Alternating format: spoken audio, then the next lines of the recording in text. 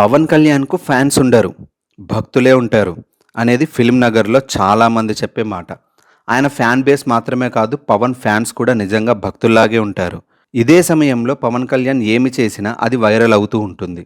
ఇప్పుడు ఈ జాబితాలోకి తెలిసి తెలియక ఆయన భార్య ఆనా కూడా వచ్చారు. కాదు. ఆమెను కాంట్రవర్సీలోకి తెచ్చారు. రీసెంట్‌గా పవన్ చిన్న కొడుకు మార్క్ శంకర్ సింగపూర్‌లో అగ్ని ప్రమాదం నుంచి బయటపడడంతో పవన్ భార్య అన తిరుపతిలో తలనీలాలిచ్చారు. ఇప్పుడు ఇదే కాంట్రవర్సీ అవుతోంది.